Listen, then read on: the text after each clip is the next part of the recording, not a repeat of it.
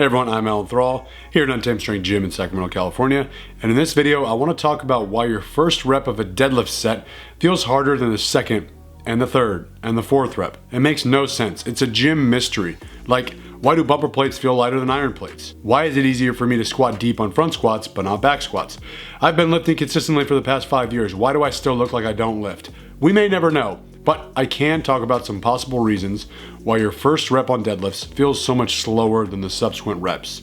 This is commonly seen with the deadlift only because when comparing it to the squat and bench press, we see that unlike the squat and bench press, the deadlift does not start with an eccentric portion.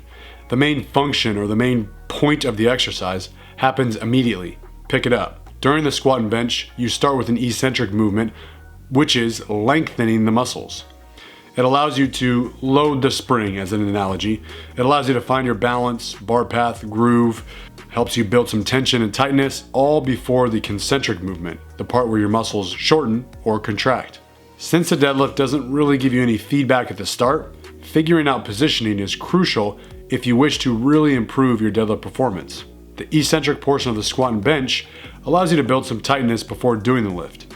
For the deadlift, it's up to you to create that tightness against the barbell before you pick it up. In my recent How to Deadlift video, I talk about feeling heavy in your hands, also feeling heavy in your feet, and tight throughout your back and torso. Getting as tight as you can against the barbell allows you to better feel your starting position, rather than loosey-goosey, grip and rip, pull and pray. If you feel that your second rep moves better than your first rep on deadlifts, I guess the first thing I should address is touch and go deadlifts. If you perform touch and go deadlifts, your first rep is harder because you're pulling it from a dead stop. Reps 2 and beyond are getting a little bit of momentum from the bounce of the plates off the floor, but also a little stretch reflex in your muscles. And even if you think you let the bar fully deload on the ground, you might be pulling the second rep while the plates are still bouncing around a bit.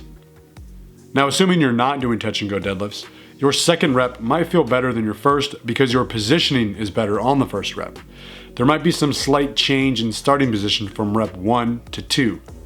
Personally, sometimes I have a problem with sitting my hips down and bending my knees a little bit too much on the first rep, and now my knees are in the way and the pull feels slower than I'd like. But when I set the bar down after the first rep, I do so by letting the bar fall straight down, close to my body, hips back, knees back, so the bar doesn't hit the top of my knees on the way down.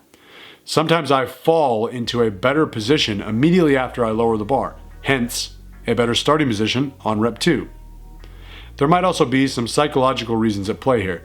If you are the type of person who takes 45 seconds to walk up to the bar, 20 seconds to find your grip, 12 to 14 deep breaths, all sorts of self-talk, hopefully positive but probably negative, you are setting yourself up for a tough rep. Once you get past that first rep, you've got some confidence and you're no longer overthinking things. Please understand, if your first rep is slower than your other reps, don't worry about it. It's not that big of a deal. If anything, it's just something you have to tell yourself or remind yourself. Just get past this first rep and you'll complete the set. Don't sweat the speed of the first rep, whatever it is. Now, if you're a powerlifter and you really need to practice your singles, because you only get one shot in powerlifting, I would suggest incorporating rest-pause singles or cluster sets. This would be a set of 4 reps, for example, where you pull 1 rep, let go of the bar, step back, and then immediately perform rep 2, do the same thing for 3 and 4. The reset is only for resetting your position. It's not an opportunity for rest or overanalyzing. To recap, make sure your starting position is squared away. If rep 2 feels better, pay attention to your starting position and see if it's different from rep number 1. Stop dwelling on every thought in your head before you pull the first rep. Practice being deliberate with your setup on rep number 1. Try holding a cadence in your head. Hands, knees, back, breath, pull.